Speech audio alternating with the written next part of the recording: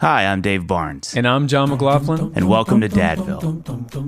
Dadville is a podcast where we talk about life, love, and the pursuit of awesome dadding. It's funny thoughts and deep talks. So please, enjoy your time here in Dadville and enjoy this episode with Carlos Whittaker.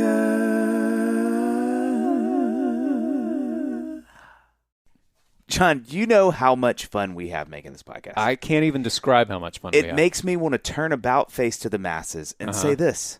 Do you guys want to make a podcast? Yeah, and I can hear them saying, yes, but how? Let me tell. Can I tell them? Please. Spotify's got a platform that lets you do it super easily, John. Yeah, almost too easy. And then once you've done it, you can distribute it everywhere. And can you earn money, though? You make money, yes. All in one place for free. What? That's It's insane. your birthday every day. It's called Spotify for Podcasters, and here's how it works. Tell them, John. Can I tell him, please? I wish you would interrupt me. Spotify for Podcasters lets you record and edit the podcast. Don't say right from your phone. from your phone or someone else's phone, but do it from your phone. Don't steal. Joke. Or a computer. You can do. You can go old school. So no matter what your setup is like, you can start creating today. Then my turn. Then you can distribute your podcast to Spotify and everywhere else podcasts are heard. That's insane. Yep. Now listen, for those of you out there who want to do video podcasts, those are also available where? On Spotify. That's right. With Spotify for Podcasters, you can earn money in a variety of ways, including ads and podcast subscriptions. And best of all, it's totally free with no catch. Okay, buckle up. Ever since I discovered Spotify for Podcasters, I feel like having options like video podcasts and Q&A and polls has let me be creative on another level. I highly recommend it to everyone listening. If you've had any inclination to a podcast, do it. Download the Spotify for Podcasters app or go to www.spotify.com/podcasters to get started. By the way, we've officially begun, Carlos. Oh, okay. Awesome. I just want to give you a heads up. I would love the click track the entire time. Oh, okay. Let's get it back on. Let's see so how it feels. what I would like to talk Carlos, about is tell us about how you're doing today. So good. What's fun is that the people can't hear that. Oh, they've lost their mind. They're all collectively crazy, and I don't trust or like them anymore. So everybody, you hear the dulcet tones, and you immediately know. Everybody hears is that Low Sweat? Oh, come on. They just hear you and they think, that's him. He feels safe. It's like a verbal hug. I'm a safe place. You are a safe place. It's okay. Carlos, I just want you to know that I was planning on using my laptop, but I'm on low battery now, and so I will have my phone in my hand. Oh, quite all right. I'm not texting. Oh, no. I'm on the Notes app. Oh, wow. You're on the Notes app. Listen, this is I don't want to keep saying this during the thing. This is a very professional situation. Yes. And so you'll find, one, just don't be intimidated, candidly. And then two, cool. Just feel at home. Yeah, I do. I'm actually also, just so everybody knows, like I'm taking in everything because obviously when you step into a studio or something, like you put all this stuff up for a reason. So I like to look at things and, and just be like, wow, like this is good. Dave has a plethora of stuff. There's a lot of reasons in here right now. You put this up for a reason. And there's a lot of reasons. There's a lot of reasons. Right It's good. I'm in. It is, I mean, we're in my studio. We're doing the thing. It's all happening. It's all happening. It does help, I find, especially with people. Like, I remember we had Chris Kirkpatrick on from NSYNC, who's great, but, doesn't know us from Adam. Right. Did he come here? Yeah. And it helped because he lives in town. Yeah. But it helped because he walked in and I could see him be like, okay. Okay. Yep. Okay. Yeah. This is it was also interesting because we're in here all the time. Yeah. And so he's pointing stuff out. He's like, he talked about that picture frame right there. Oh, really? And it's like, we don't even see this stuff Sure, anymore. no, totally. Oh, yeah, because you're in here so often. John can't stand my family, so he was like, he avoids looking at anything. I don't look at any of the pictures. I barely make eye contact with Dave. He's like, I mean, he has been dead to me. Okay, so we start with like a little info, Okay, we're just telling them about you. Yeah, it's great. It's like a little bit of a brag sheet. Yeah. I will tell you though, I have to give you may win a first here. Uh-oh. Because we do our spelunking and we find like, okay, what are the things? You are going to probably be the most humble person here because you have so much to brag about, but nothing I can find does it. No, I don't like people to even know any of that stuff. Yeah, have you scrubbed the internet? It really is impressive. Yeah.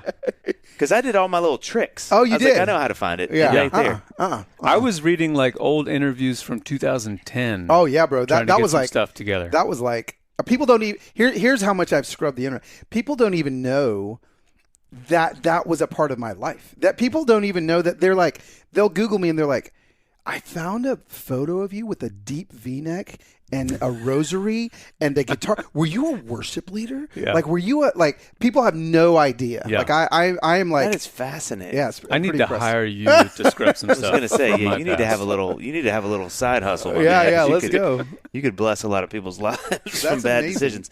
Okay, so I'm going to read what you have on your site. Oh, okay, sure. Here we go, because that's fine. literally all I could find. Good. You humble pie. Yeah. Carlos Whittaker is bringing hope to humans all over the world, and he's pretty good at it. He's an author. See, watch what I did here, though. I added the books because you wouldn't. Oh, you're right. How to Human, Kill the Spider, Enter Wild, and Moment Maker. Good job. And podcaster, Human Hope. A human hope. And global speaker backed by the power of a massive Insta-familia, which Yes, we know about. We're yes, talking I about do his talk about that. enthusiastic social followers who tune in daily to join forces with Carlos. Carlos made some. Sure. A little copy and paste. Yeah, it Sure. was exactly what happened. I got To it. do good and be in community. Yeah, We yeah, do yeah. research. We don't proofread. All right, yeah, no, Yeah. that's totally Listen, it. we pay other people to proofread. Right, we right. copy and paste, and then we say, We just you tell can't us get if a it's right. hold of Yes. them. When Carlos enters a room, he makes people feel seen. That's true. His superpower is creating spaces online and in person where people are safe to engage in conversation about the topics that matter most but are often avoided. His motto, don't stand on issues, walk with people. That's it. That's the professional stuff, but hey, all day, every day, here we go. He's a Okay. family man. That's right. He and his wife Heather live in Nashville, Tennessee when they're not vacationing in the south of France with their 3 amazing children, where you can find them working on the family farm, planning trips around the world, which you just did, Yes. and dancing to single ladies. Seriously, Google it, which is true. Okay. Yes. So the first thing. Okay. First thing. Wow. I've actually not had someone read that back to me. Well, that's Since kind that- of since that was it's sort of created, one of the you know? things we do is like how Yeah. do you feel? Yeah. Well, one, how do you feel? Not like John said, it's really fascinating that it's really honorable that you've just been like, I'm not going to be the guy that sort of has like all Yeah. my flexes everywhere. Yeah, I just there's probably something I can pull out in therapy about it or something. Yeah. Like there's just I just have seen too much of the flexes, and that for me, I just feel like a man of the people. Like I always just want to be a man of the people. Like I just got done going on tour for my first tour ever. Like as like a headliner speaker. Like Annie and I You went and out. Annie, F downs. Yeah, and so I had such a hard time with the entire concept of everything that happened on that tour. Okay, I'm so fascinated to hear your experience because we do this kind of stuff all the time. Yes, I built this Insta Familia thing, right? Where I'm like, I travel around doing mostly corporate things now, and I'm like, hey, I'm in Philly. It's 8 p.m. Any Insta Familia want to get a beer at 11 at this bar?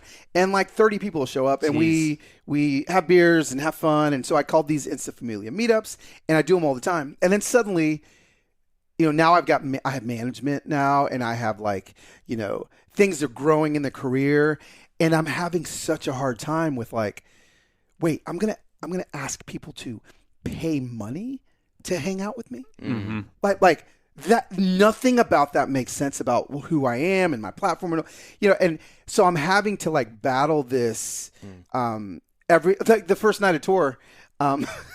So, we had like 500, maybe 600 people this first night. I had this, people are buying VIP tickets to hang out with me. And I'm like, what is this? This feels so bad. So before the show, I just, I take my daughter with me. She's running my merch, and people are coming in. So I walk out and I start hanging out with people in the lobby. I'm like, hey, and they're like, oh my gosh. And, talking, hanging selfies. And my daughter comes running up. She's like, Dad, you can't do this. These are the common folk. Yeah. You can't mix about You with can't the mix it. You can't do this. Like I'm wanting this scene to be as ironic as possible with all the VIP people already inside. Yeah, You're outside with all the people who are just waiting. And again, They've already been briefed too, and don't look at him in the eyes. Do not mention his V-neck or the rosary. He's going to go crazy. So I get reprimanded by a few people. Reprimand is a strong word, but hey, listen, I know that's what you're used to. You just can't do that. People have paid extra money to see you and hang out with you, and I'm like, oh, gross, right? And so this all goes back to your question of why am I the way I am? I just feel like I've built this thing where I'm one of them. Yeah. And so I'm having to learn how to still be one of them, yet knowing that they would like more, and if they want more, then there's things. And so it's just last story about this, same idea. So little flex here. I was on Good Morning America last Friday. Mm-hmm. Oh, wow. And so literally flew home from the south of France, straight to New York. I'm Good Morning America. Jeez. I'm supposed to be at the studio at 7:45. I know that they start shooting super early, and my hotel's really close to the studio. So I'd woken up early. I was jet lagged. So I was like, babe, I'm going to go get some coffee. Do you want some in the hotel? She's like, yeah, go get me some. So I go, and I can see the little studio, that little ticker on the Times Square. I was like, I'm just going to walk over there. So I walk over there, and I'm just kind of watching, like hanging out with everyone outside, like looking at George Stephanopoulos, trying to like see, and I'm like, this is fun. And the security guard walks up to me. She goes, Mr. Whittaker? And I was like, yeah. She's like, what you doing out here? Like, aren't you going to be on today? Because apparently, obviously, she saw my face in her briefing in the morning. She's like, that she literally said, because there's a bunch of homeless people out here. She goes, why are you out here with all these nasty people? And I go, I like being with the people. Like I'm just like, so I guess I don't even have a concept of a green room and entourage and like just all those things that I don't know how to do. I don't necessarily know if I ever want to do it, but I can't I can't get away from that. Yeah, so I think, but I think that's why what I do works. And I think that's why and we'll talk about it later, but the Insta Familia is what it is, because they all feel like we're just homies. You know? Yeah. Anyway, that was a longer answer. No, than that's maybe good. I think that's great. And it's definitely genuine. You couldn't pull off what you're doing with the relationship that you have with your Insta Familia and just people in general if it weren't genuine. Yeah, it is. It really is. Like, so I love it. I want to say one little side note because I don't want us to blow by it. While I was doing my copious amount of research for you, I did find a quote amongst many other things, but this one really stood out, and it is, quote, okay, information about his eye and hair color, which, first off, let me preface this by saying right before this, they had your height and weight. Where? So I think this is so hilarious that they have your height and weight, but then they go on to say, information about his eye and hair color is not publicly known. Wow.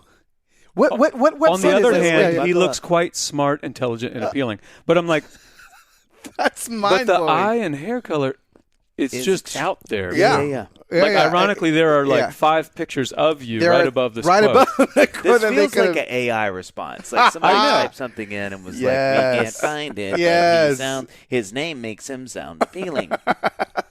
He sounds regal.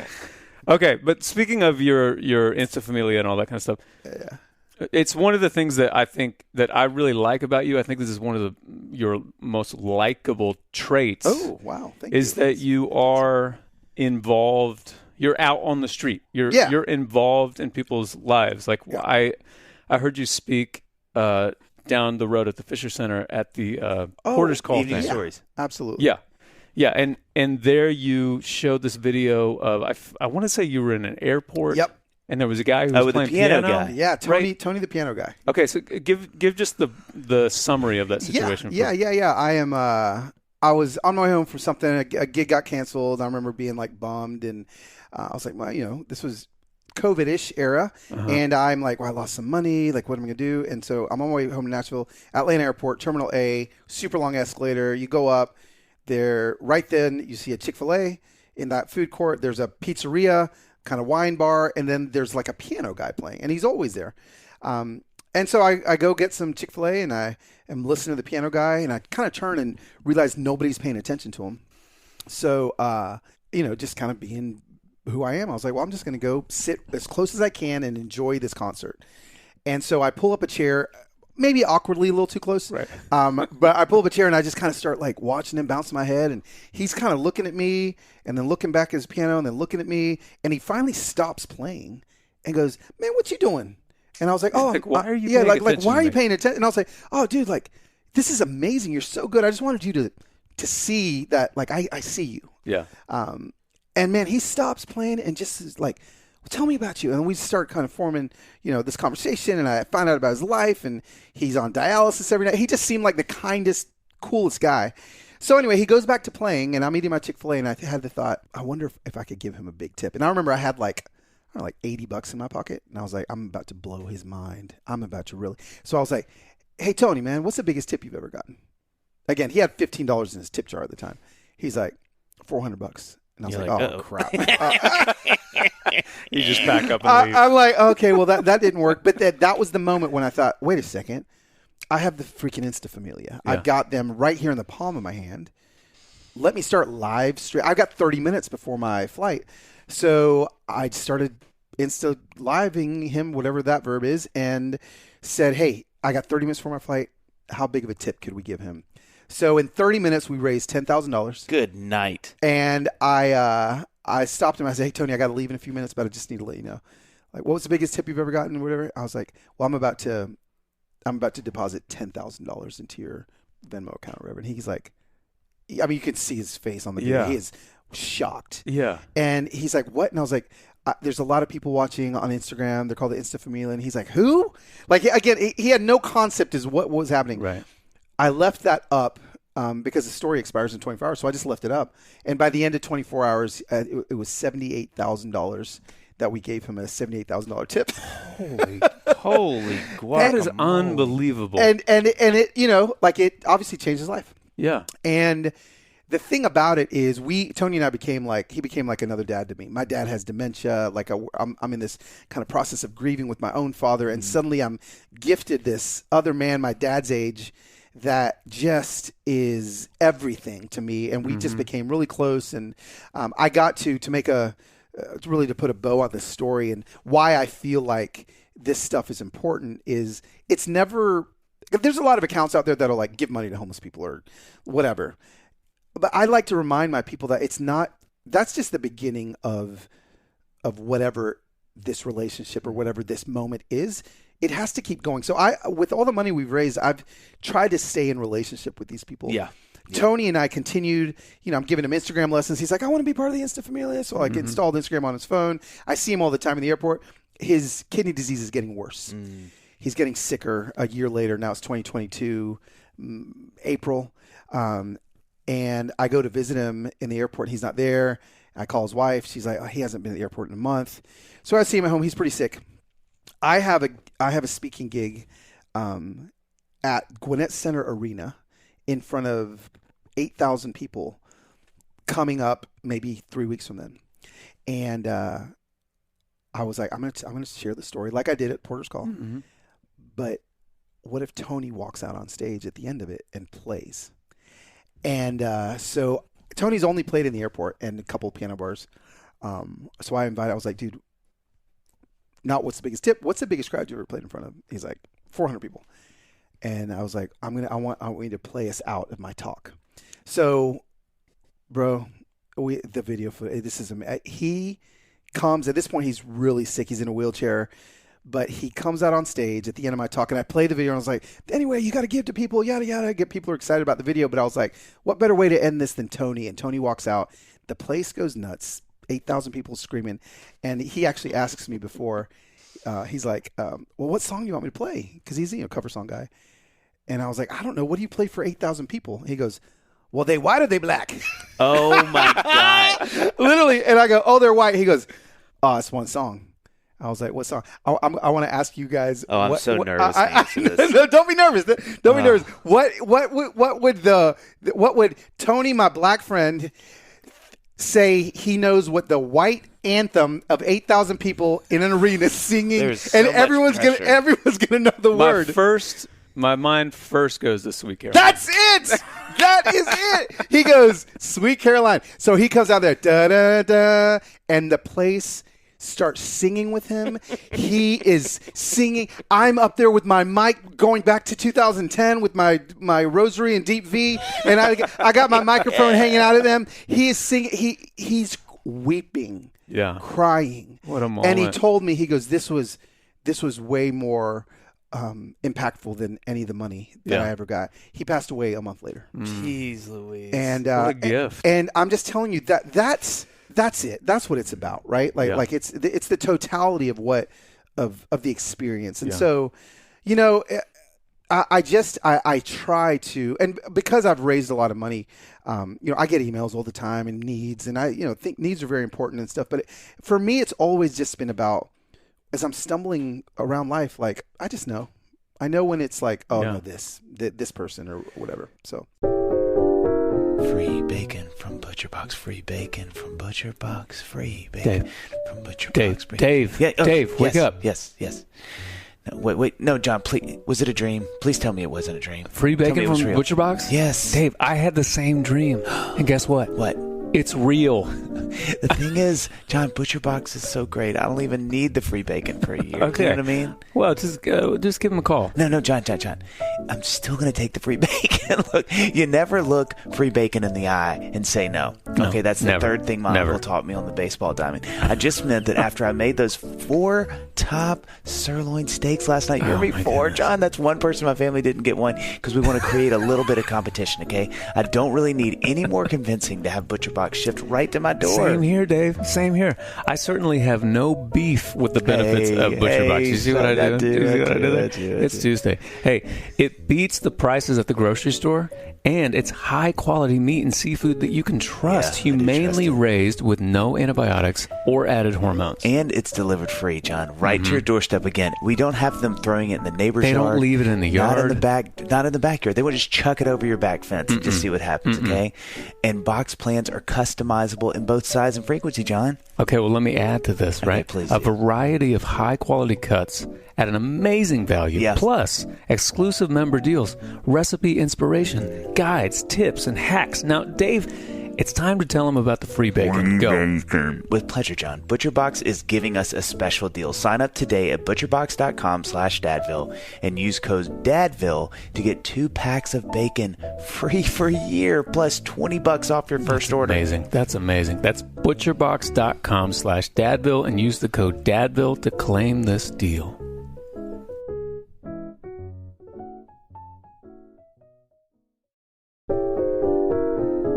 Oh, man, John, I felt so bad for him. Just sitting there in that chair, leaning to the side. He was so nauseous. I thought he was going to be sick at any moment, and then, boom, it happened right on the plant. I know. It was so bad. It was that moment I thought, I wish I could have helped him. And then you told me about today's sponsor, John. Yeah, see, that's right. That would have helped him. Dadville is sponsored by Relief Band. Have you ever had to pull over because someone in the car was sick? Dave, you do this just on your way to the gas station.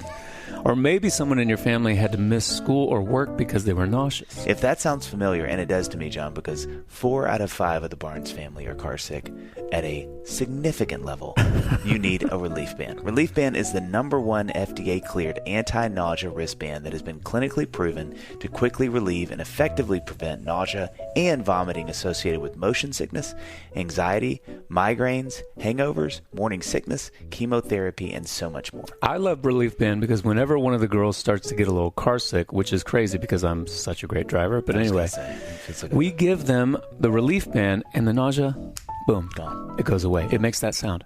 Yep. Right? Yeah, they feel so much better, and we don't take a road trip without it. Yeah. And we always have it ready to go at home, too. In case I wasn't clear, Relief Band is legitimately a band you wear on your wrist to give you relief from nausea and uses technology that works with your body. So it's safe, drug-free, and has 0 side effects. It's that simple. Plus, Relief Band both treats and prevents nausea, so you can help stop nausea from becoming a problem in the first place.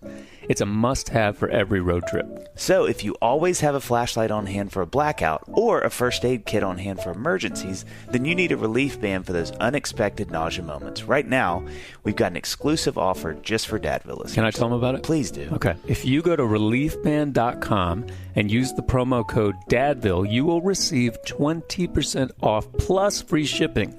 So head to reliefband.com and use our promo code DADVILLE for 20% off plus free shipping.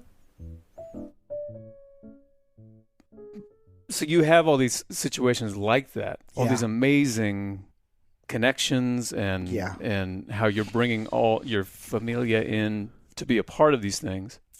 But having a big following as you do, as we all know, like that's a double-edged sword. Sure. Like you're seeing the potential for really beautiful things, and also you're kind of seeing the worst of people online. Yeah. What is that relationship like, specifically being in the middle of that dichotomy all the time? Yeah.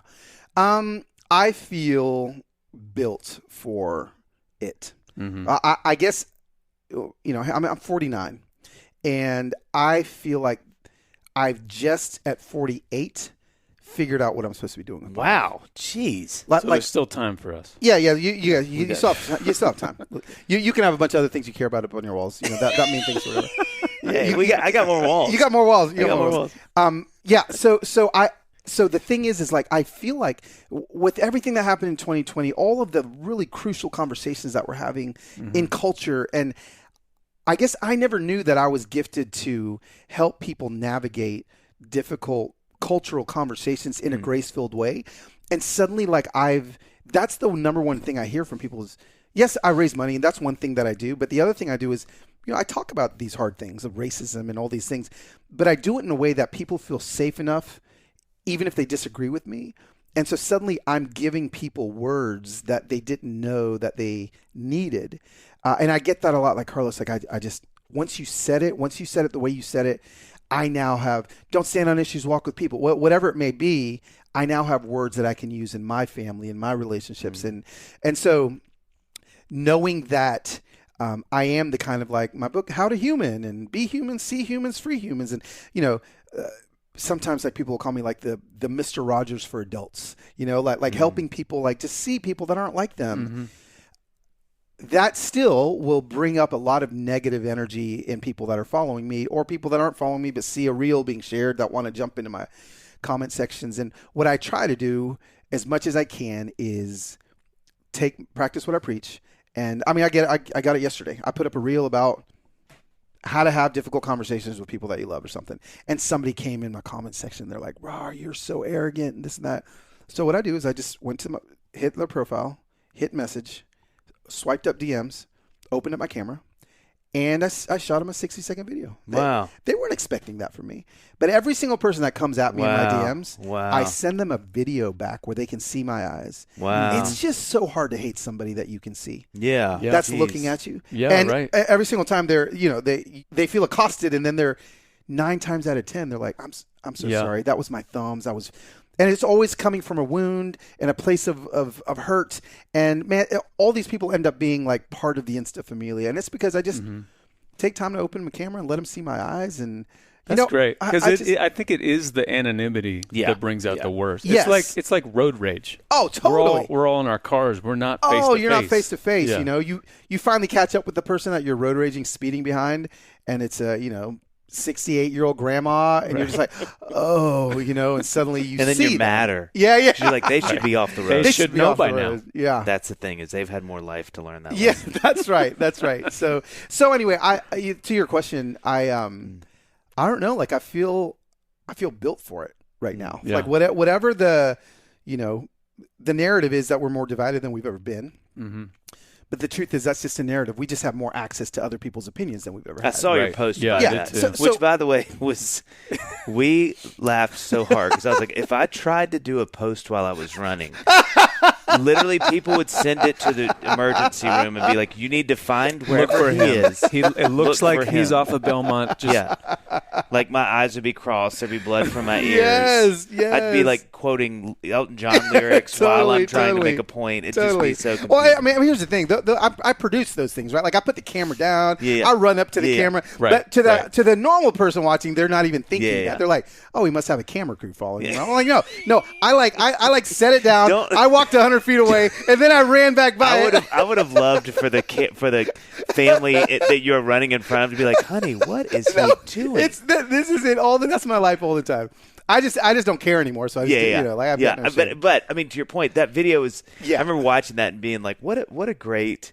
That can't be said enough right now. Yeah. The truth of that. Yeah. Because I think it's easy to feel like, man, what are we doing? We're hopeless, and it's end of days. When it's like, well, no. It's just everybody's got a mic now, so that's it. We can hear it, and it's just now about engaging. That's such a beautiful way. We actually did a podcast earlier today, and we were talking about one of the ways that our day started was our producer sent us as a joke, like as a total joke. Somebody had commented on one of our YouTube, we put Davil on YouTube. Yeah. And she had just left a really kind of mean, snarky comment. And we never look for those. We just avoid those like the plague. Yeah. And it was like, kind of funny because he was like, how about this? But, of course, with us, we're like, and, to your point, like, that's exactly what we talked about, as we were sitting down kind of recapping that is like, hopefully maturity gets you to a place where you realize this is a human. Yep. They probably are coming from somewhere where somebody hurt them. Just Totally. they've had a bad day, or they're just and then you can handle those things. And I'm the same as you. Like, I've had some moments where somebody's either been with a show or just somebody's kind of like been out of shape. And when I engage with them in a very kind way, almost 100% of the time. I did a show, the most that's ever happened to me. I did a show in Denver probably a decade ago that was a stand-up show. So it wasn't music. Oh, okay. Got it. But and it was a part of a tour. But that one night, that venue had sort of put it up. They had put it up as a music show. And I'm telling you, 7 seconds into walking on stage, I could feel it. Oh, no. I could feel it as visceral as I could, the stage under my feet. I'm having a panic attack right now. And I was like, something is not right. Like, because now the good thing is everybody likes me. That's why they're there. Yeah, sure. But they were like, where's the and I just plowed through the show. And I think by the grace of God, 90% of them were like, that was great either way. Yeah. But I had some mean comments. Oh, like, wow. you duped us. And I all of them, I was like, hey, I sent all of them the DMs back saying, hey, this is exactly what happened. The venue has owned it. I would never try to do that. Let me know if you want your money back. Right. And 9 out of 10 said, dude, thanks for letting me know. I think we were just confused and felt like it was a little dishonest. Knowing that, it was still a great show. Yeah. Thanks. The only guy that got mad was the youth director. Oh! He was like, I want my money back. He's like, Give it back. Give me back, bro. he's like, look, I'm a youth director. Yeah. This was Life my is already hard enough. hour break. And you stole it from You me. stole it? I did not want to laugh. No. But Okay. yeah, but I think to your point, that's I love how you handle that. And it actually makes me think about that with myself if when that happens. Yeah. So you alluded to this earlier, how you are someone who speaks out on issues and you're not afraid. That's part of your thing. Yep. And you alluded to 2020 and all the race relations, all that kind of stuff. Yeah. And this feels like such a ridiculously big, small question, Sure. whatever. But what is it like in your experience being a person of color in 2023 in America? What is it like, and how does it differ from like 2003 and 1993? Yeah. Oh no. It's I think in 2023, let me tell you how it differs from 2020 before I go back to, how it differs in 2020. 2020, it felt like everybody wanted to be an ally.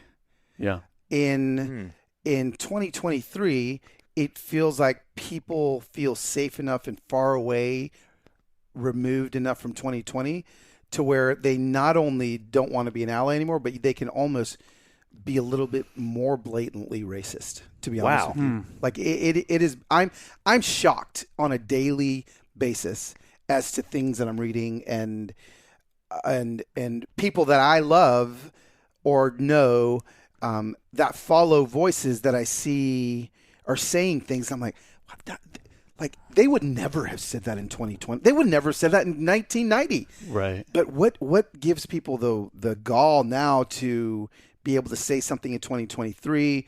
Because maybe they feel, maybe there's something cultural that feels that, well, some of what we believed in 2020 about organizations or whatever, we were led astray by maybe what those organizations were really about. So now we feel a little bit more bravado in being able to say it louder, something we never would have said in 2020. So, I mean, I know that's kind of like dancing around. I don't want to get too into the weeds, but I do feel like in 2023 right now, it's just as big of an issue.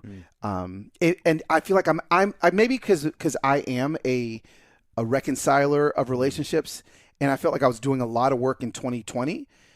And I feel like a lot of the work that I did in 2020, well, for example, I mean, let's just do it like DEI. Like suddenly 2020, it's like I'm now speaking in corporations about diversity, about equity. I'm like, this is great. Like, inclusion. An inclusion. I think that everybody probably wants this, and it seemed like that in 2020. Yeah, we're all going to talk about this, and then suddenly now it's like, no, not only are we not going to allow, or not only are we not going to have that in our organizations anymore, but we're going to like make it illegal to even talk about it. So it's like it went even. See what I'm saying? Like it feels like it's like gone even farther into like crazy town to where it's like, oh my gosh, I can't even now. When I say in 2020, when I said, yeah, I'm teaching on diversity and equity to Nike Designer Summit, 100% of people would have been like, yeah, you know what? That's probably a good idea. We need to think about that. Yeah. I say that now. Oh, you're a Marxist. You're woke. You're this, and I'm like. Now people are using words like woke that were created by Black America in the 1800s to talk about we have to stay awake to the systems of injustice and racism, and they're using that term as a insult to the very people that create. It's just so much more blatant these days. So I guess I could get super passionate about that, but I just feel like, man, my work is not even the work is just beginning. He's John and he's the man on the scene. And his friend's name is Dave. Yeah, hey, good. Dave. Yeah. Hey, John. Do you ever wish you had visibly thicker hair? I mean, your hair is very visibly thick, but do you ever wish it were thicker? Or how about less shedding? Okay, I hear that. You and I both know that you have a problem with shedding. Or maybe stress is causing your hair to thin. Or maybe it's the other way around. Okay, look, every one of those things, John, okay? Most days I picture myself on the cover of one of those romantic novels you could buy at the grocery store. With a beautiful, shirt, like unbuttoned. Thick, flowing locks of hair, gazing from the beach of the ocean, waves that are just crashing around my feet. Yeah. That's normal, right? That's normal, right? Maybe not, but with that dream in mind, I think you should try Nutrafol. Listen to me, Dave. I'm listening. Nutrafol is the #1 dermatologist-recommended hair growth supplement, clinically shown to improve hair growth, visible thickness, and strength. Hey, just went to Nutrafol.com while you were talking, and don't be offended by that. Don't be offended by that. To take their hair health wellness quiz. It helped me identify causes of my thinning hair, and it let me know that Nutrafol will give me a personalized plan for better hair health through whole body wellness. And you know the best part, Dave? Tell me, John. The best part about Nutrafol is it works. In clinical studies, 72% of men saw more scalp coverage after taking Nutrafol's men's hair growth supplement for 6 months. And 86% of women saw improved hair growth after taking Nutrafol's women's hair growth supplement for 6 months. Take the first step to visibly thicker, healthier hair. For a limited time, Nutrafol is offering our listeners $10 off your first month subscription and free shipping when you go to Nutrafol.com and enter the promo code DADVILLE. Find out why over 4,000 healthcare professionals recommend Nutrafol for healthier hair. Nutrafol.com, spelled Nutrafol.com, promo code DADVILLE. That's Nutrafol.com, promo code DADVILLE.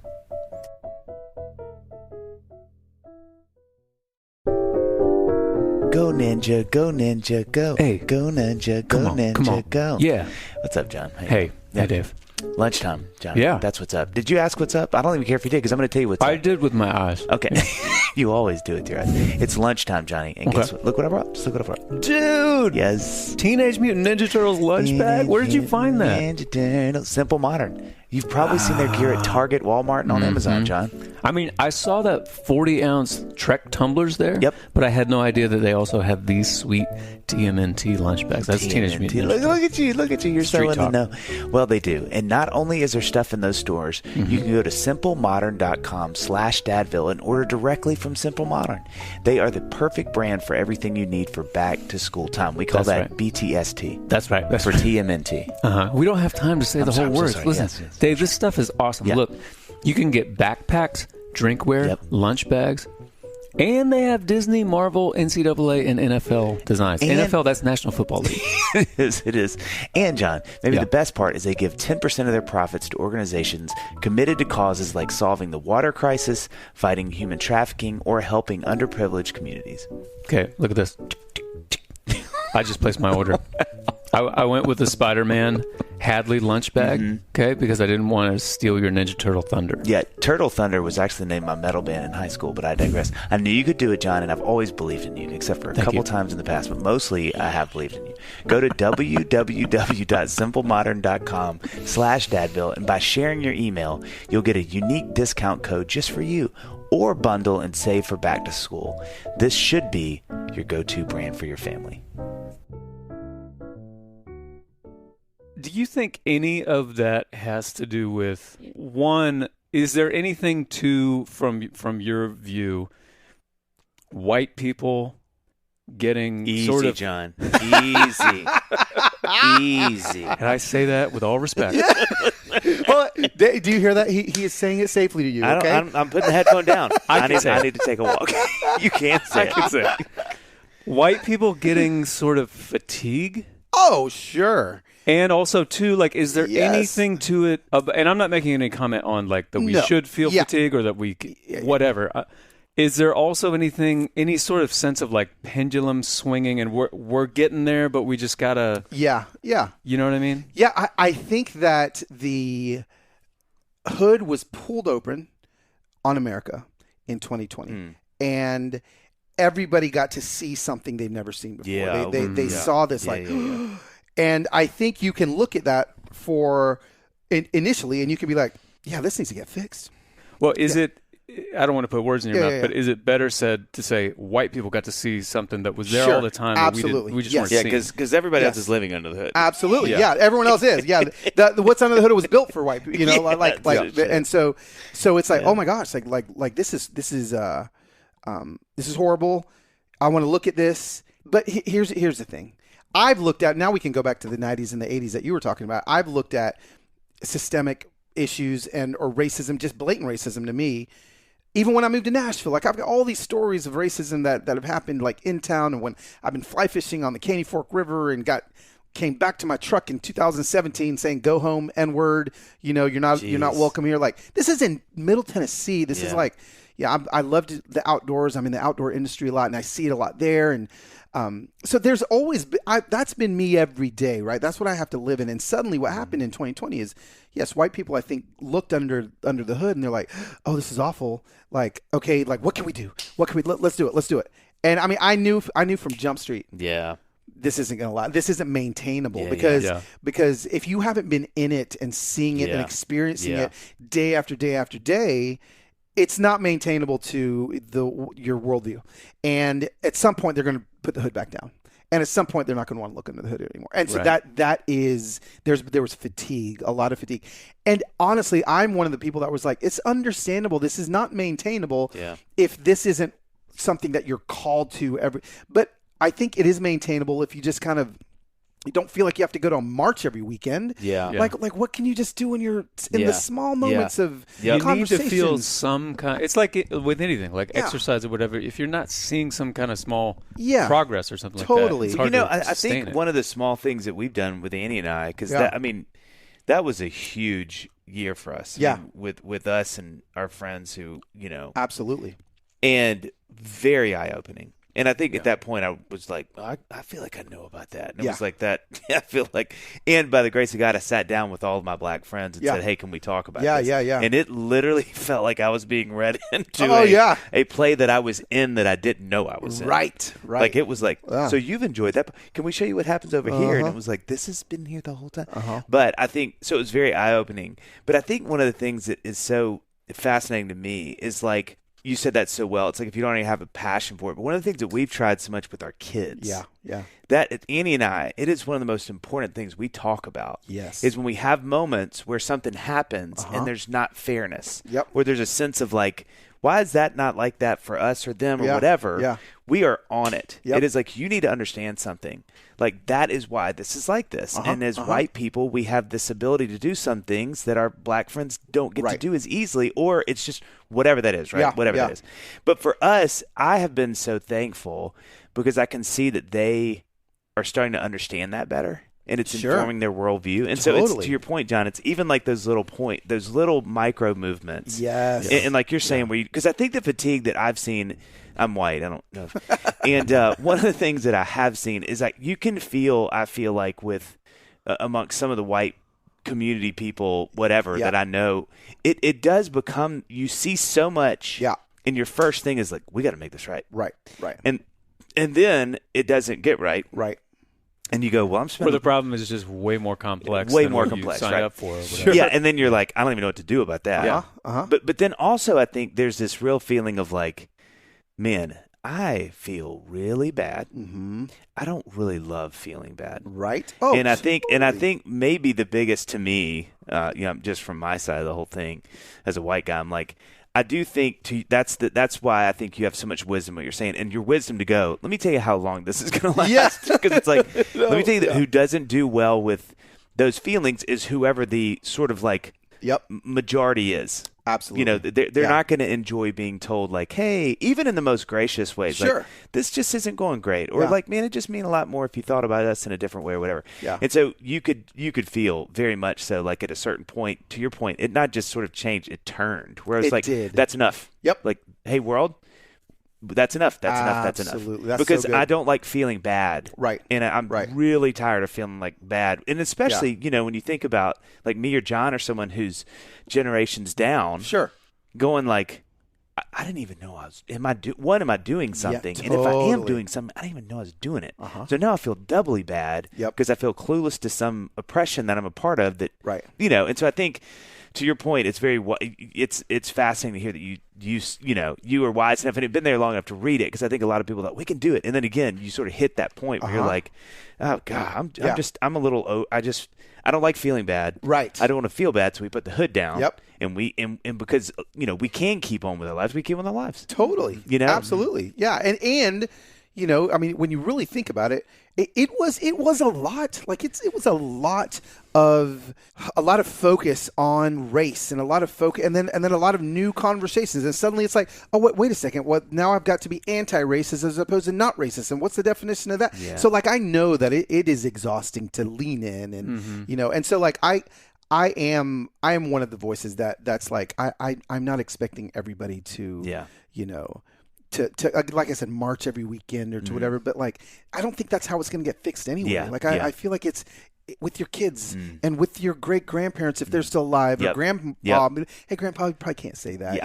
Like just things like that. And I just think it's going to be in those micro moments that. And you know what it is, and this is not. There's a million ways that it gets better, but I think the thing that I have seen always be effective, it feels like, is when people actually befriend people of different colors. Yes, and absolutely. really become friends. Yes, not just like, oh, we know her from whatever, right? But a real sense of like, no, I feel a connectedness. Yeah, that's always the bridge for me to go. Isn't it crazy how that person who once didn't even know or may have felt strong feelings or didn't feel anything suddenly is like, man, I've just never thought about your experience. Yes, that's it. Because I care about you, and now I want to be like, well, I don't want you to have that experience. That is it. That goes back to my, what I think you read it in the bio or somewhere, where I say, don't stand on issues, walk with people. Yeah. That doesn't mean you don't care about the issues. That doesn't mean you don't have an opinion on the issue. That doesn't mean that you're not passionate about your point of view of the issue. It just means that every issue has a person that is associated with that issue, and so go walk with that person that's really associated with the issue. Walk with them. Become friends with them. Hang out with them. One of the things that moved me so much in that season was talking to my friends who had kids, and hearing how it's a I don't want to say common, because I don't know that life, but hearing them say how common it was for them amongst all of my friends who are dads. Yeah. How there's this thing you kind of pass down to your kids. Yeah. Where you have to have. I mean, it sounded like akin to like the sex talk. Yeah, we would all have. Totally. You have the hey. Yeah, the cop talk. There we go. Yep. There we go. Absolutely. That blew my freaking mind. Yeah. Yeah. I was like, you have to, and they were like, yeah. I mean, it was like, no, dude. My dad had that talk to me in 1991. I mean, it was a very specific. And my dad is a black Panamanian, right? So he's an immigrant as a black man to this country. And I remember it was my junior year of high school, and I got my driver's license, and he literally, we had a conversation. Listen, son, this was in Atlanta, where he's just talking to me about, if I get pulled over, like you just keep your hands on the steering wheel, you da-da-da-da. And I'm like, this was in 1991, right? And so, yeah, it is really real. So that to say, what does that look like with your kids? Like, like it now, what does it look like in 20, I love talking about this because my kids actually look like a Gap ad, right? Like I've got a black kid, a white kid, and a Korean kid, and it's like they're the United Colors of Benetton, and so only old people recognize that one. I get it. I get it. Careful with your words there, Carlos. Yeah. Sorry. Don't say old people. We don't like to be called old. Right. Experienced. But yeah, and so what I love about this conversation is like my son we adopted from Korea, right? We can't make a Korean kid, so we adopt him. He comes, and then we have our two daughters. Heather and I made them both. One came out darker than me. One came out whiter than Heather. They literally have different lived experiences. Isn't that crazy? In the same town. Jeez. Like blood sisters, they have different experiences. Yeah.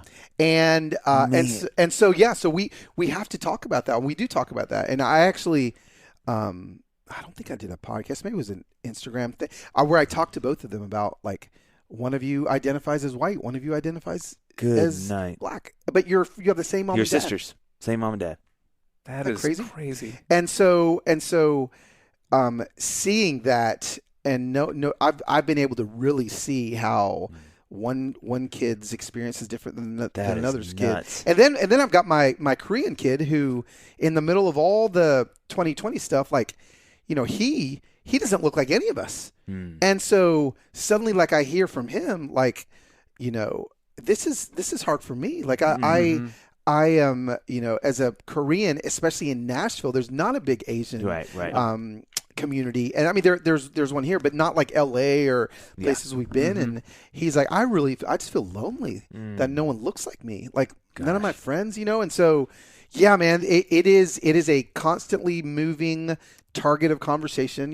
I feel like as they get older, things are going to, the more experiences they're going to have, and the more, it breaks my heart to know that my daughter is going to run across more racism, one of them than the other. One of them. God, that's crazy. That is crazy. Yeah.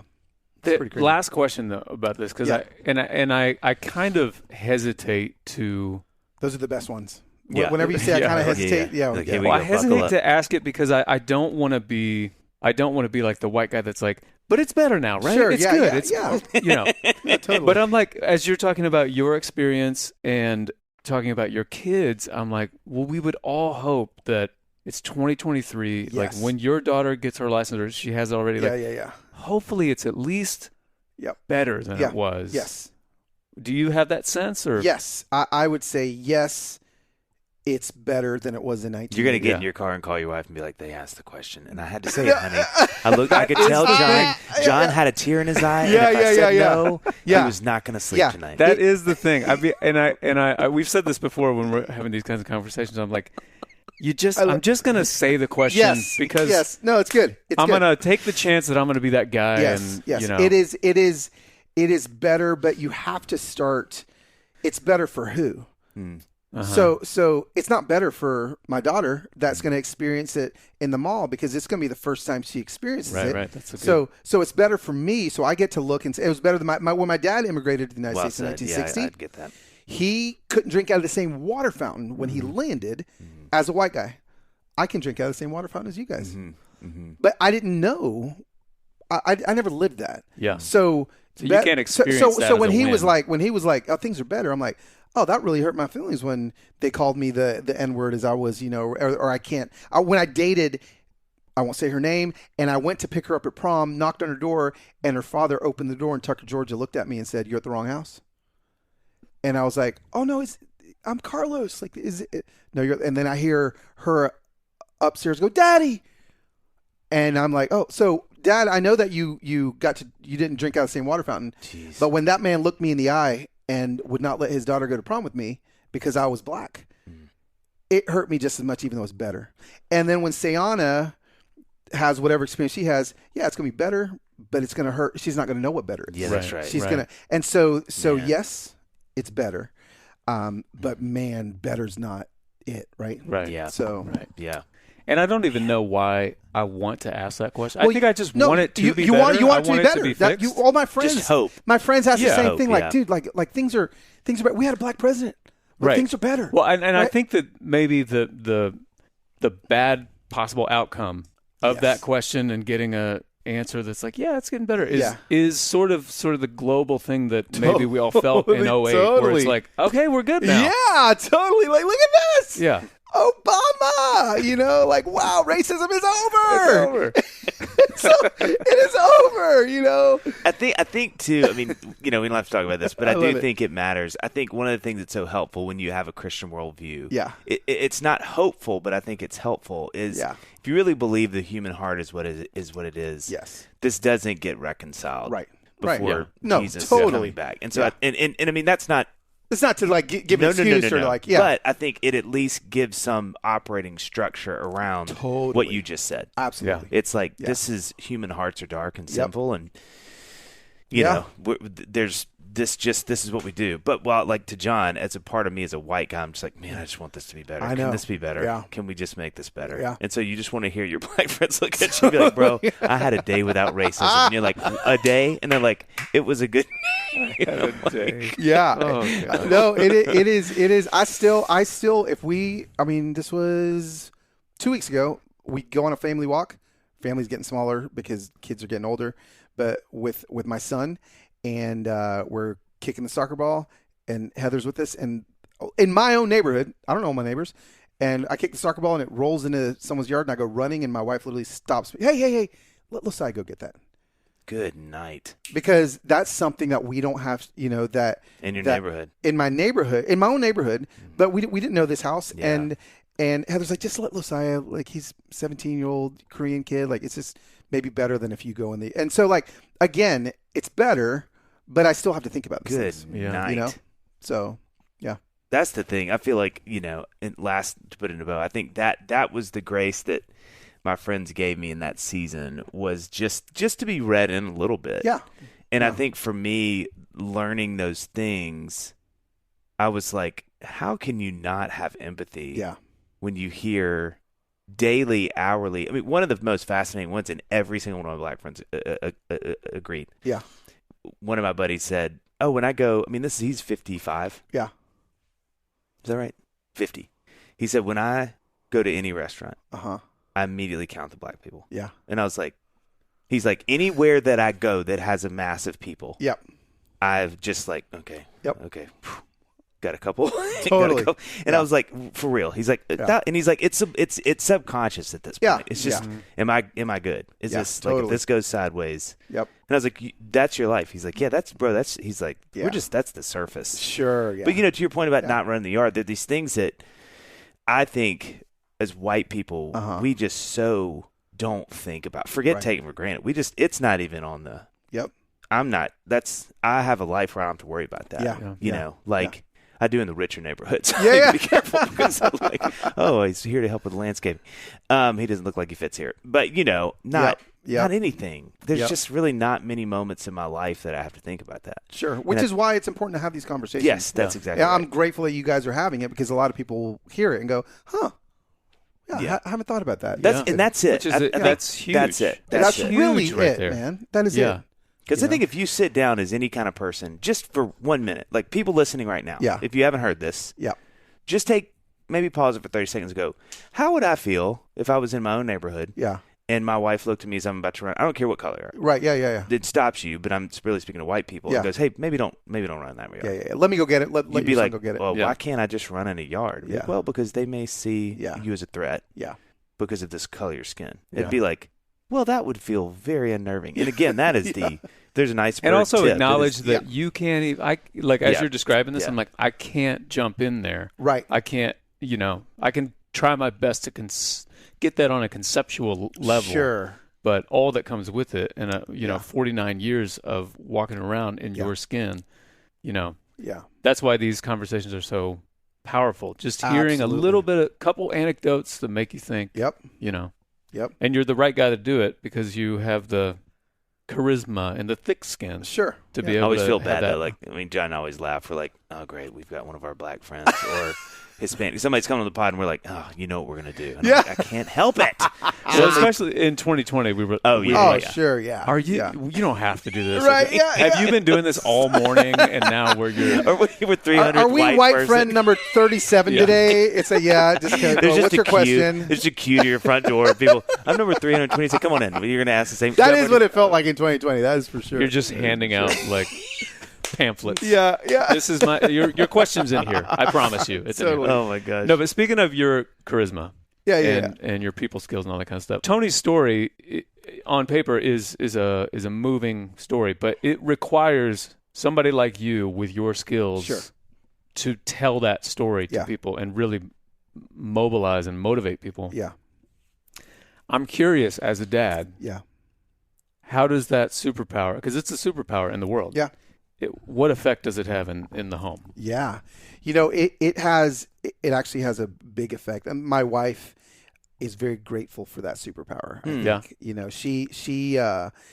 she was, again, a touring musician for while my kids were really little, and then started speaking and was gone a lot. And but I am, as my kids got older and turned into teenagers, and the attitudes started coming in, like I did become all the skill set that I use on social media and to tell stories and all the things I was using every day at home. Like we'll go real specific. My son, my 17-year-old son right now, like I have actually had to step in and really take over a lot of what my wife and him were just butting heads. And I said, hey, let me, I know I don't know really anything about his homeschool situation or anything. Let me just kind of try to come in here. And I talk to him differently. I just kind of, again, Heather does, my wife would say it's a skill set. She's like, I don't have the empathy you do. I don't have the, and that's what he needs in this season of his life. And so, yeah, I think in the home, it is helpful. It's been fun to watch my kids now, start to do what I do, like start to in their friend groups and in their, they're seeing the outcasts. They're seeing the ones that, all their friends are maybe the ones that are left out, and I'm watching them go after them, chase after my daughters are literal supermodels. They're, 20 and 21 in Nashville. Like they're just influencers on TikTok and outfits of the day and all this stuff. And to watch them, and they've got all these people Googling over them and their skills and their beauty, to watch them specifically chase after the outcasts every day. Like, no, who's the one that's left out? Who's the one?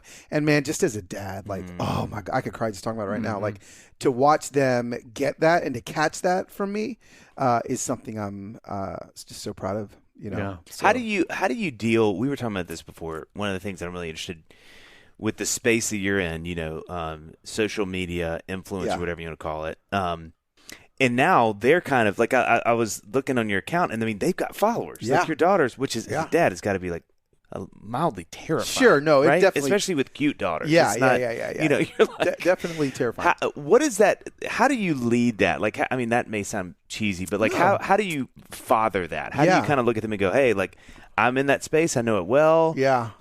What do those conversations look like with them? The conversations are more, they're more about them than they are about the followers. It's more about, I just want to make sure that they are as a dad, I'm just kind of being a protector. So I'm looking at things. I'm like, hey babe, like you accidentally put your like location on that last, story. Like, can we not? And I did, so like I'm looking at that stuff right away. But then also like I'm just watching them, and they actually have this relationship with social media that is different than the one I have. Like I'm a storyteller. Right. So like that is what I do. It's what I did.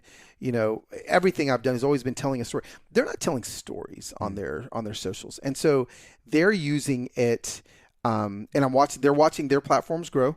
And, my daughter has no shame. Hey, Dad, can you tag me? Like as she's, doing, like she was on tour with me, and she's doing outfits of the day every day. And she's like selling.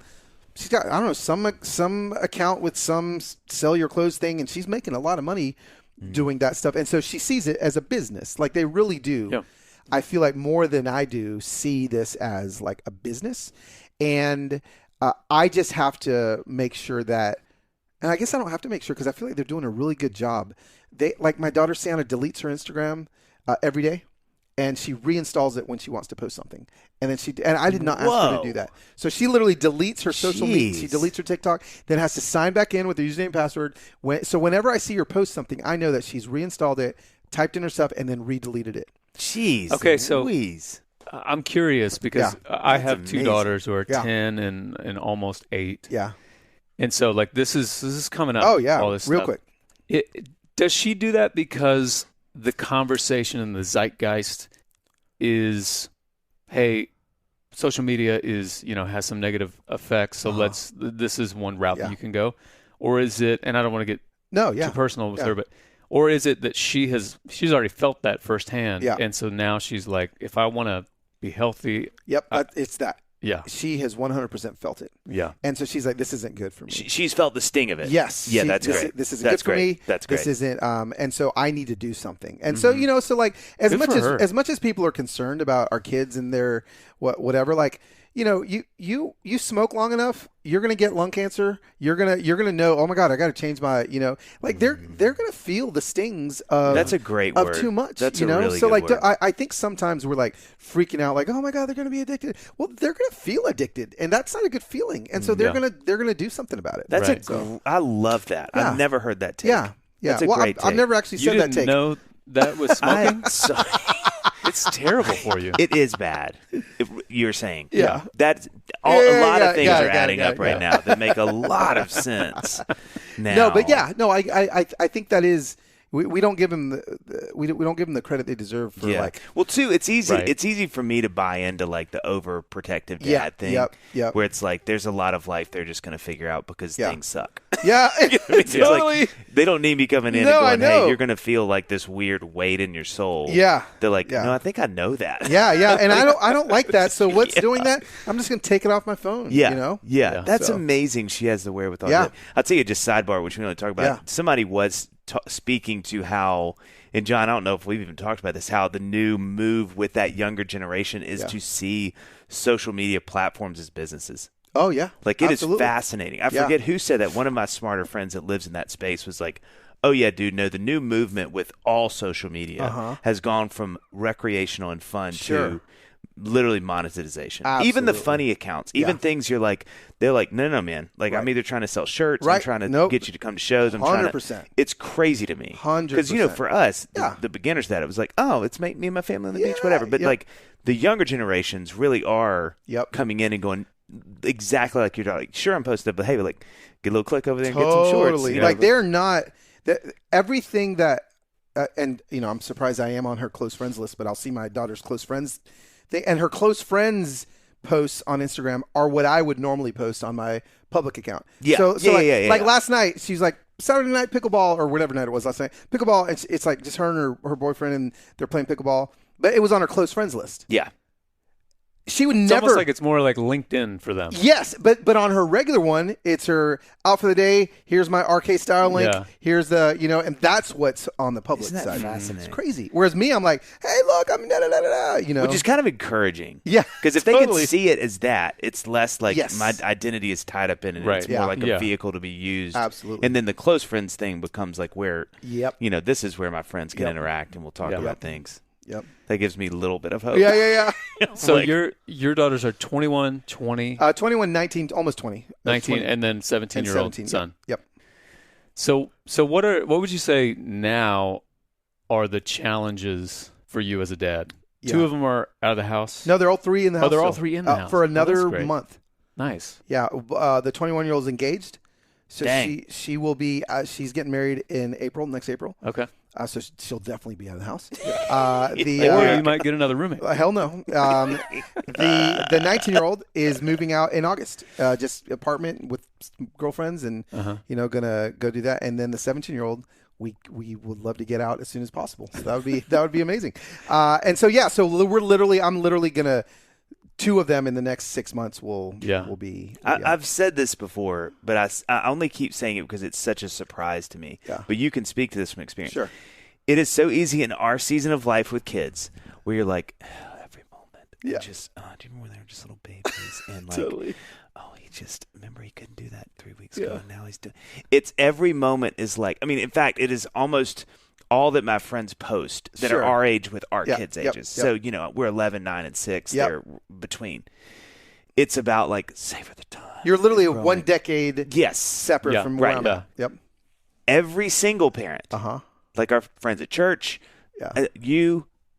when they have that they're like, let's get this going. Like, we love you. Let's get it. It's such a fascinating, because right now it's about capture the moment. They're only the size for so long. I just never want them to grow. Stay the same age. Well, because my motivation for that is that I'm afraid I'm going to get to your spot, Carlos, and be like, oh, it went by too fast. I wasn't even paying attention. But you will say that.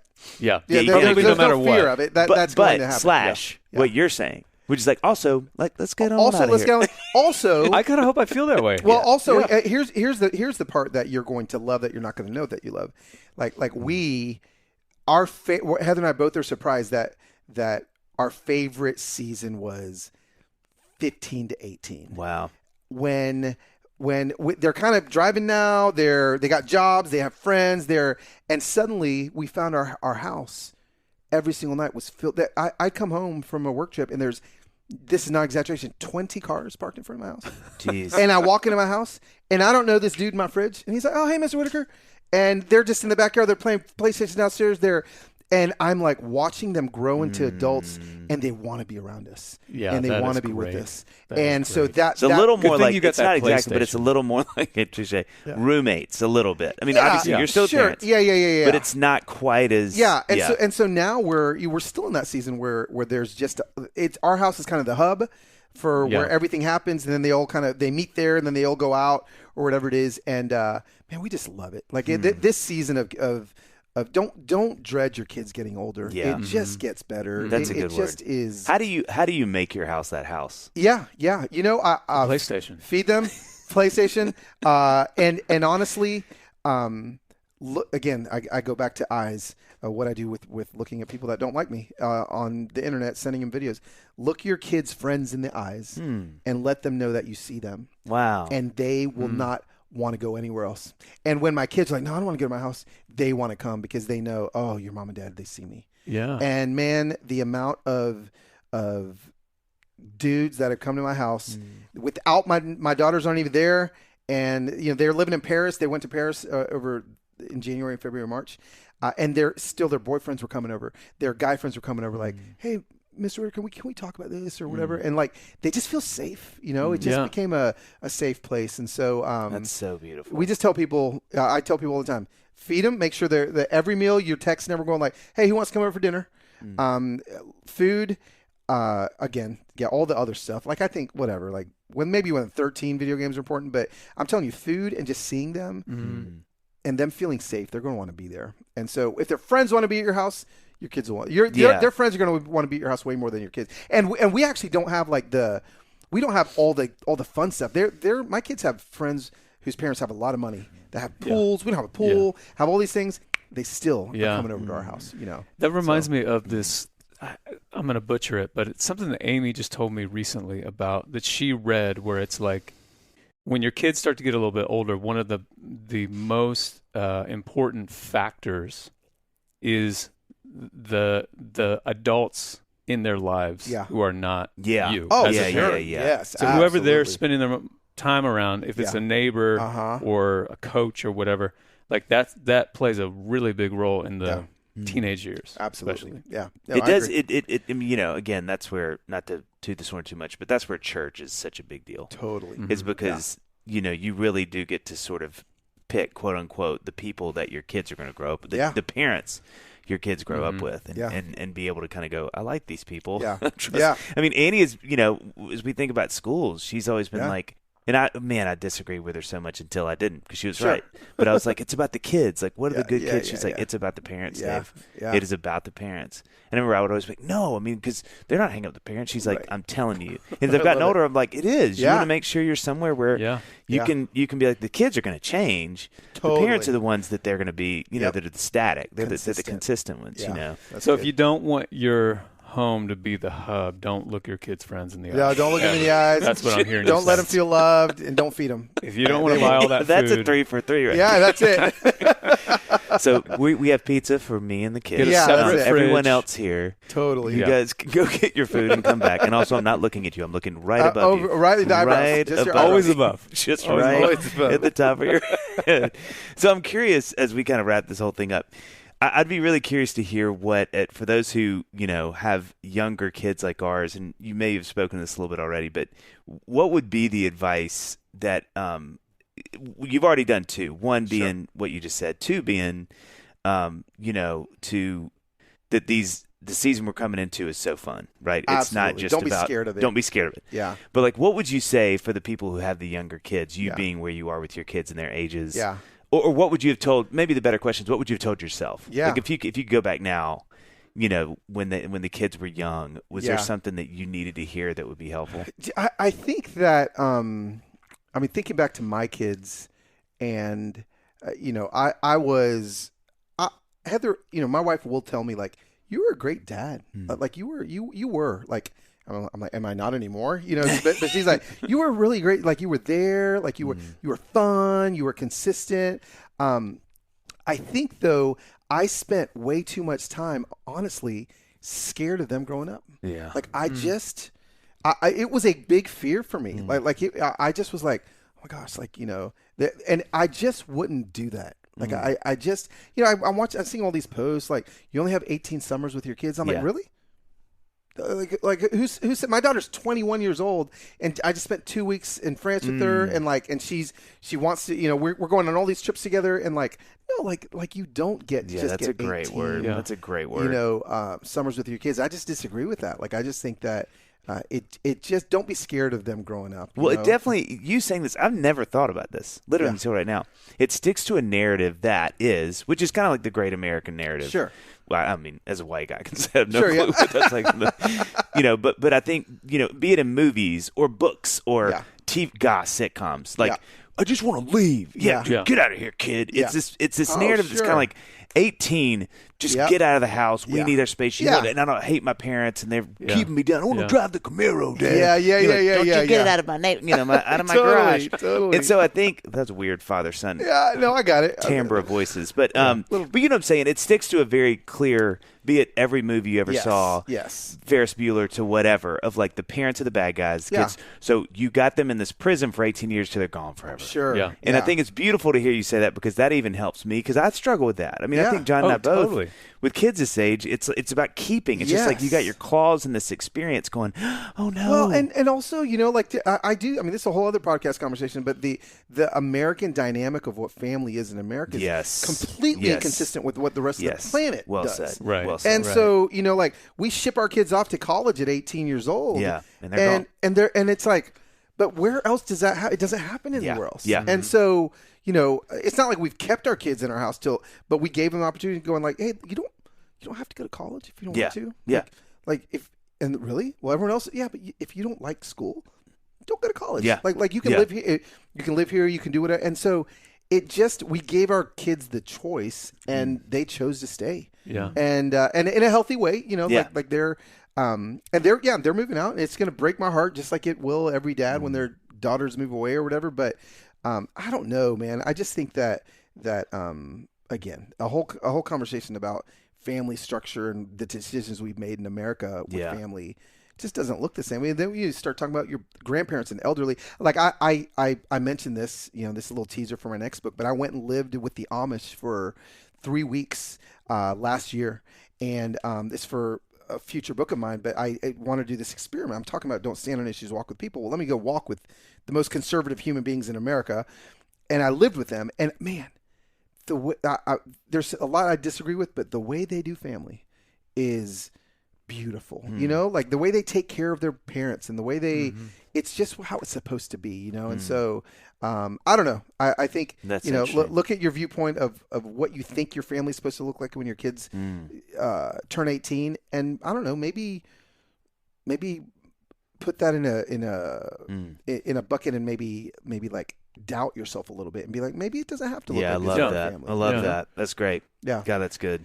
It is so interesting, these sort of like bullet points of life that we don't even realize are uniquely American. Sure. Like one of them being like retirement. Okay, at 59 and a half, we're going to retire, and it's going to be, we're going to play golf. And I mean, if you took a survey of a bunch of 61-year-olds, like how many of them experience it exactly like that? Right, There's just a myriad of things that could, you know, mess that up. Yeah. You know, and looking into the future with my girls, I think even though I'm like, I loved my teenage years, I loved my parents. Yeah. We had a great relationship. Like it was great. Yeah. But there's still that, like, I guess it's because it's unknown, and it's like, I don't know why it has that that negativity, that teenage. It's gonna be like this, Dave, like what you're saying. Yeah. But it's just, I don't know, it's built in there. Yeah, no, man, it's going to be sweet. Well, it's hard. I mean, oh gosh, Jesus is like, can we talk about this a little bit? How about we not worry about things before they happen? Yeah. Because they may not happen. Totally. Right. And I'm like, but that's true. I've seen some movies. Well, and I've been, you know, like my oldest, 10.5 years. She's the greatest. Yeah. But for some reason, when I think of her as a 16-year-old, I'm picturing some other human other girl. I know. No, dude. That lived with another family who gets shipped out. Why is that? Why can't I, Yeah. think Well, about Luca? I'll tell you why. But not that this may not be why for you, but there is a truth that, your kids will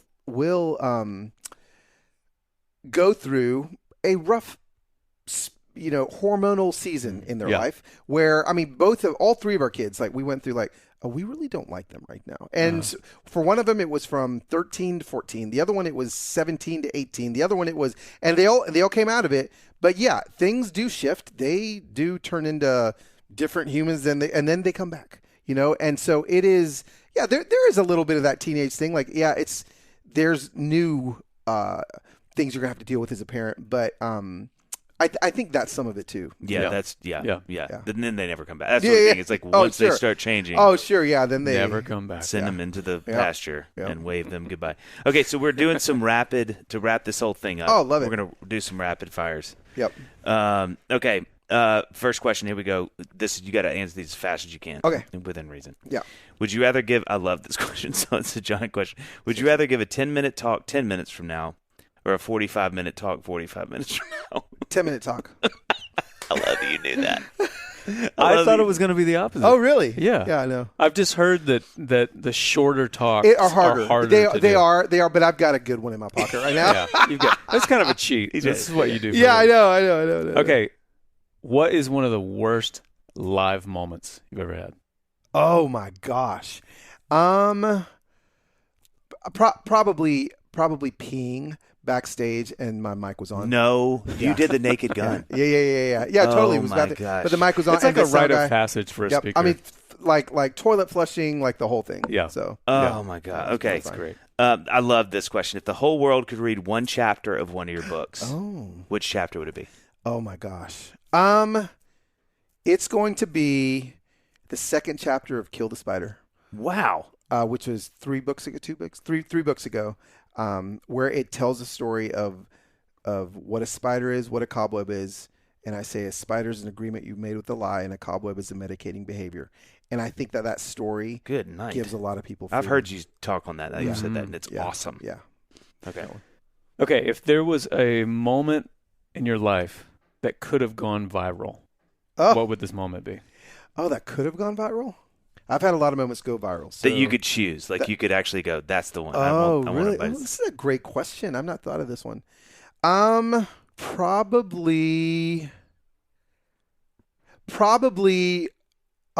Yes, I know. So I gonna sound like a flex here, but I got to sing for President Obama. Dang. And this is 2014. How deep was the V? I was in a suit.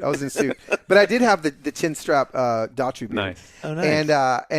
And then I got to meet with him in the Red Room of the White House. Nice. Whoa. And so he came walking in and shook his hand. He goes, "Carlos, great job." And then I got to tell him about my dad, who was an immigrant to the United States. I said, "My dad, black man, immigrated to the United States. He's so proud of me today." I just, he's like, "Let's call him." No. Yes. No. And I got to call my dad, and President Obama goes, "Dr. Whittaker," and my dad lost it. And that's unbelievable. Because he was waiting for me to call to tell him how it went. He was because he told me all the time growing up that you're going to have dinner with the president one day. You have to learn your manners. And I was like, "Dad, I'm not having dinner. I had breakfast with him." And then he called him and he said, "You'll be so proud of your son." And I was like, "Thank you, Mr. President. Thank you, Mr. President." He's like, "Carlos, your Obama impression is terrible. Yeah. Just talk to me. How did it go?" Oh my god. So that was a moment that it happened. Like no one filmed it, no one whatever. But man, the fact that he let me do that was awesome. That's amazing. Okay, last question. Here we go. If you wrote a book about fatherhood, what would the title be? Oh, so you think you know how to be a dad? That's amazing. There it is. So you think you know how to be a dad? That's it. Thank you for being on. All right, man. This is great, man. This has been awesome.